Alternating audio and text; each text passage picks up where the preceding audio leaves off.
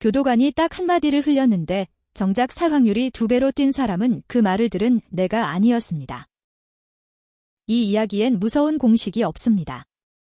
도구는 더하기와 곱하기, 그리고 경우를 차분히 나눠 세는 일이 전부입니다. 어느 교도소에 사형을 앞둔 죄수 셋이 있습니다.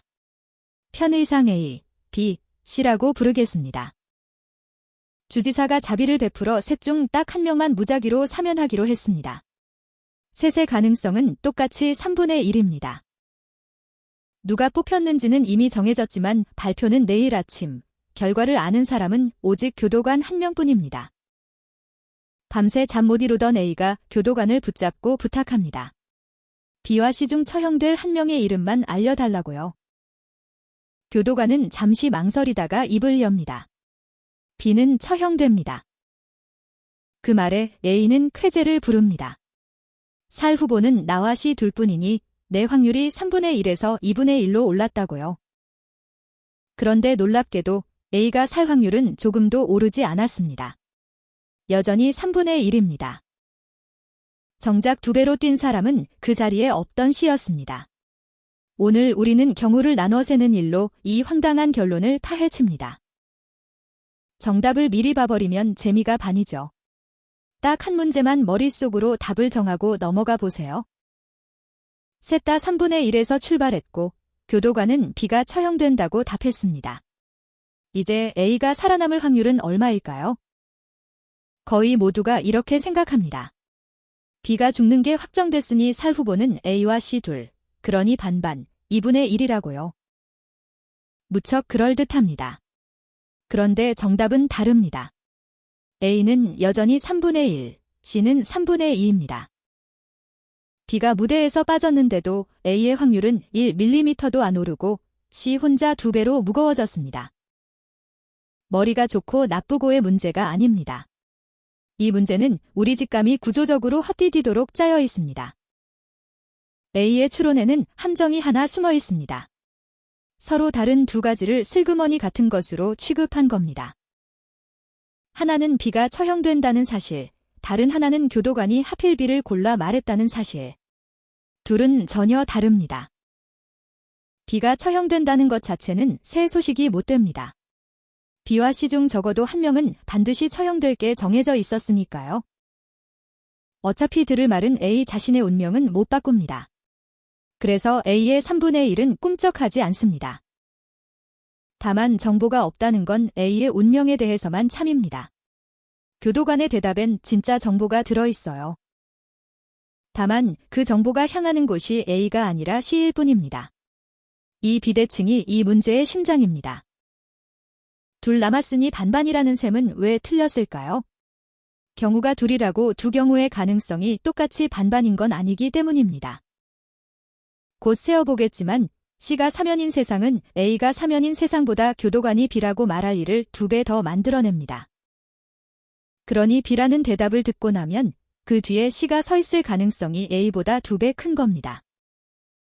한 가지 약속을 밝혀둘게요. 지금부터는 공정한 교도관을 전제로 합니다.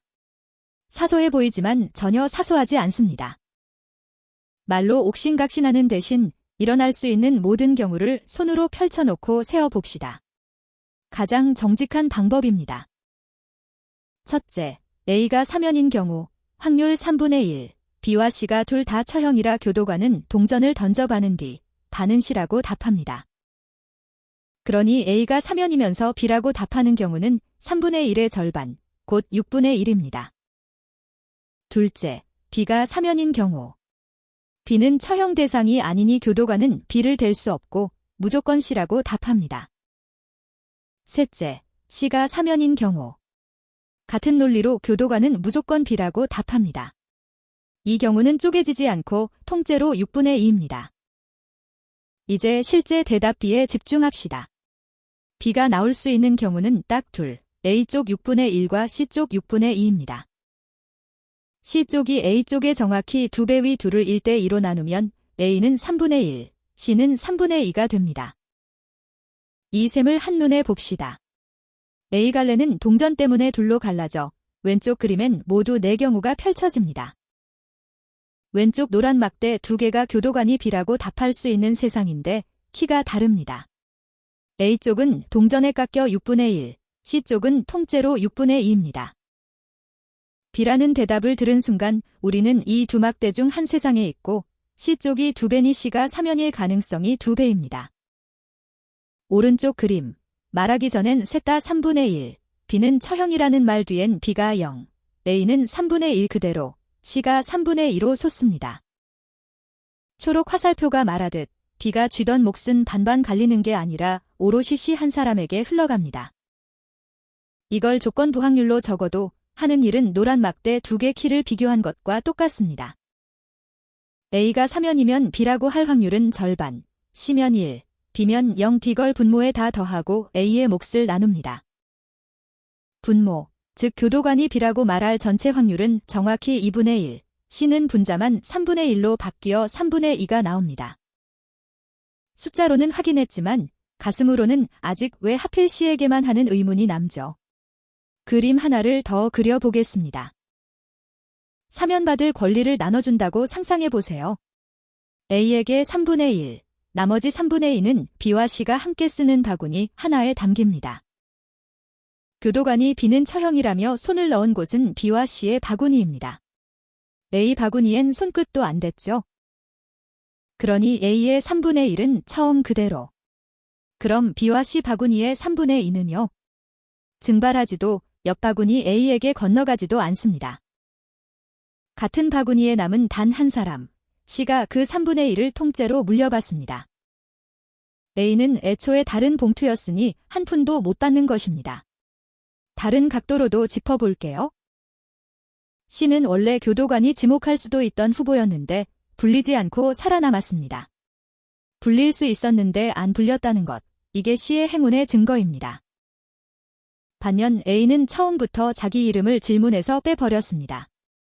그래서 교도관 입에서 A가 나올 일은 애초에 없었죠. 오해는 마세요. 질문에서 빠졌다는 게 A가 안전하다는 뜻은 결코 아닙니다. 여전히 낮은 3분의 1에 묶여 있을 뿐입니다. 잘 안 와닿으면 사람 수를 확 늘려보는 게 직방입니다. 죄수가 100명, 사면은 단 1명, 당신이 1명을 콕 찍습니다. 그러자 교도관이 나머지 중 사면자가 아닌 98명을 줄줄이 불러 처형을 확인하고 딱 1명만 남깁니다.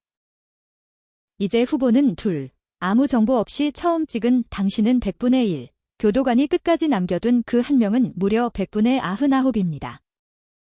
새 죄수 문제에서 C가 바로 이 끝까지 남겨진 사람입니다. 이 구조가 낯익다면 맞습니다. 문을 바꿔야 유리하다는 그 유명한 몬티 홀 문제와 수학적으로 똑같은 문제입니다. 옷만 다를 뿐 정확히 같은 수수께끼죠. 수식과 비유가 그럴듯해도 말장난 아니냐 싶을 수 있죠.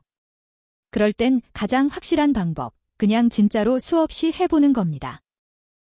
규칙 그대로 매 게임 공평하게 사면자를 뽑고 교도관이 처형될 사람을 공정하게 알려줍니다. 그리고 B라고 답한 게임만 따로 모읍니다. A가 옳다면 두 비율이 다 50% 근처, 우리가 옳다면 33%와 67%로 갈라져야 합니다. 30만 판을 돌렸더니 B라고 답한 게임이 약 15만 판, 그중 A는 33.33%, C는 66.67%였습니다. 그림으로 봅시다. 왼쪽은 판수가 쌓이는 동안 두 곡선이 각자의 자리로 빨려드는 모습입니다. 초록 곡선 C는 약 67%, 빨간 곡선 A는 약 33%. 회색 점선인 50%엔 어느 곡선도 가지 않습니다. 오른쪽처럼 손계산과 컴퓨터가 수십만 번 돌린 결과가 사실상 똑같습니다. 33과 67은 두 방향에서 확인된 사실입니다. 이 제2장에서 깔아둔 약속, 공정한 교도관으로 돌아갈 차례입니다. 만약 교도관에게 버릇이 있다면요? 자유롭게 고를 수 있을 때 유독 B를 먼저 내뱉는 습관이 있다고 합시다. 그 버릇의 세기를 숫자 Q로 나타냅니다. Q가 0.5면 우리가 내내 다룬 공정한 교도관, Q가 1이면 고를 수 있을 땐 무조건 B인 극단적인 버릇쟁이입니다. 이때 B를 들은 뒤 A의 확률은 Q를 Q 더하기 1로 나눈 값, C의 확률은 Q 더하기 1분의 1이 됩니다. Q를 0에서 1까지 바꿔가며 두 확률이 어떻게 움직이는지 그림으로 따라가 봅시다. 공정한 교도관 Q가 0.5인 한가운데에서는 A가 3분의 1, C가 3분의 2입니다. 그런데 교도관이 B를 더 즐겨 말할수록 Q가 오른쪽으로 갈수록 빨간 곡선 A가 올라가고 초록 곡선 C가 내려옵니다.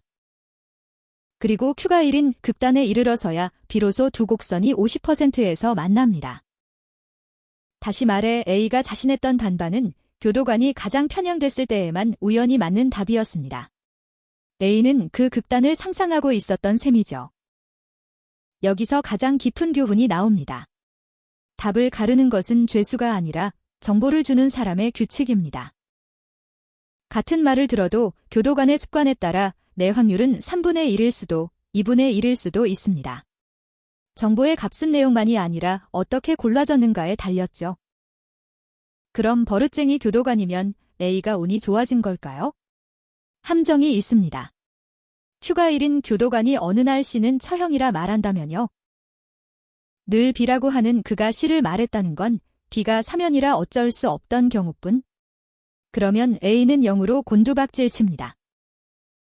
좋은 소식 B를 들으면 2분의 1이지만 나쁜 소식 C를 들으면 0이 2를 확률만큼 가중해 더하면 정확히 3분의 1로 돌아옵니다. 결론은 단단합니다. 교도관이 어떤 버릇을 가졌든 A의 전체 사면 확률은 처음에 3분의 1에서 한 발짝도 못 움직입니다. 다시 잠 못 이루던 그 밤으로 돌아가 봅시다. A는 안도했지만 그 행운은 A를 비껴가 C에게 흘러갔습니다.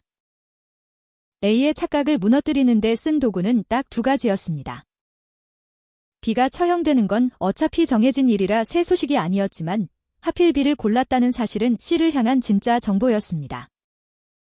그리고 B가 쥐던 몫은 반반 갈리지 않고 같은 바구니의 C에게 통째로 흘러갔습니다.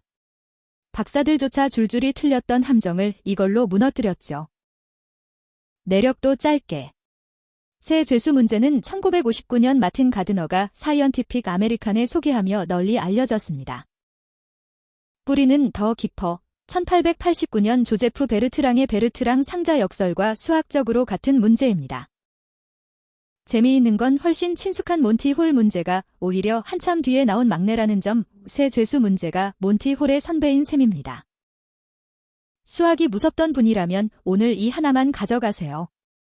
어떤 사실을 어떻게 알게 되었는가가 그 사실의 의미를 통째로 바꾼다는 것. 같은 검사 결과, 같은 뉴스 한 줄도 어떤 경로로 내게 왔는지 따져 묻는 순간, 우리는 세상을 한 뼘 더 정확하게 보게 됩니다. 오늘 여정이 좋았다면 구독과 좋아요로 응원해주세요. 엘즈랩에서 다음 오디세이로 또 만나요.